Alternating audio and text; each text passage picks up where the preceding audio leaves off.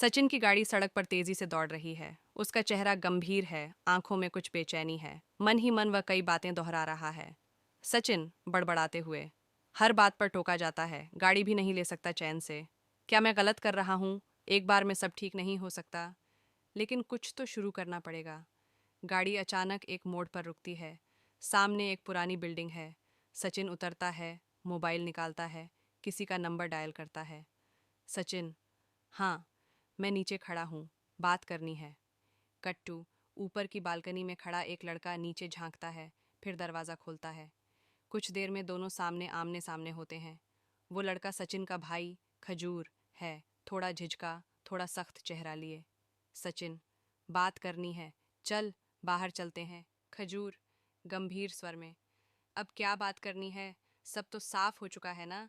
बाबा ने मुझे घर से निकाल ही दिया है। सचिन, तो अब सारी उम्र यही रोता रहेगा? खजूर गुस्से में, रो नहीं रहा, पर जब कोई अपना ताना मारे तो चुप भी नहीं रह सकता। सचिन, तू चुप रहा भी नहीं था, तुझे सब समझाने आए, तू और चिल्लाया। घर कोई अखाड़ा नहीं है। खजूर, तो क्या करता? बाबा ने सबके सामने मेरी औकात बता दी। सचिन, औकात तुझे खुद बनानी थी, अब मौका है सब फिर से जोड़ने का, चल मेरे साथ।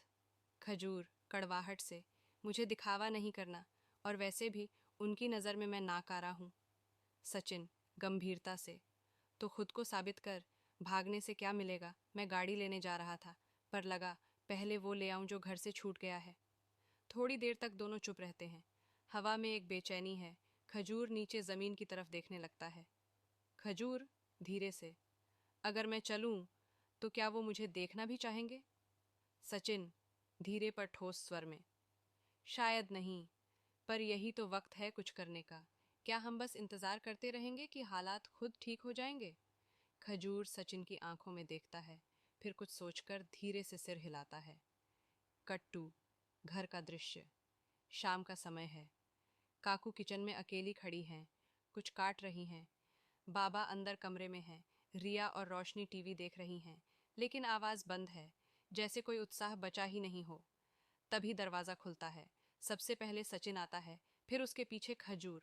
घर में सन्नाटा, सबके चेहरे पर एक साथ आश्चर्य और असहजता। बाबा हल्की आवाज़ में, ये क्यों आया है? काकू दरवाजे की तरफ देखती है। रिया उठ जाती है। खजूर धीरे से बोलता है, खजूर, मैं बात करना चाहता हूँ। बाबा चुप हैं। एक लंबा मौन, फिर खजूर आगे बढ़ता है और सीधा बाबा के सामने बैठ जाता है।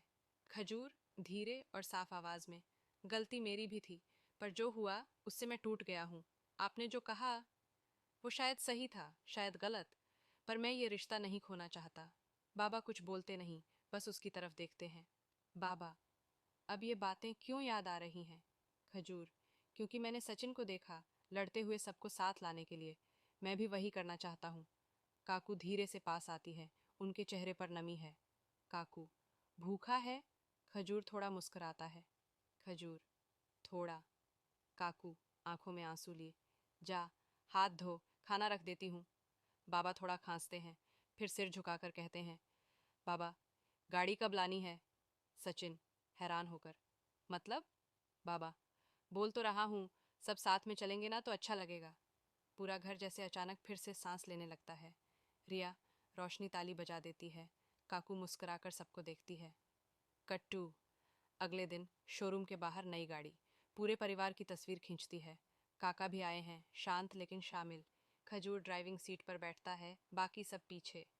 सचिन साहिली से फुसफुसाकर, तू सही थी, खुशी अकेले नहीं बांटी जा सकती। साहिली हौले से, और दुख भी नहीं। गाड़ी चल पड़ती है। कैमरा ऊपर उठता है, जैसे पूरे घर को देख रहा हो। अब एक साथ जुड़ा हुआ।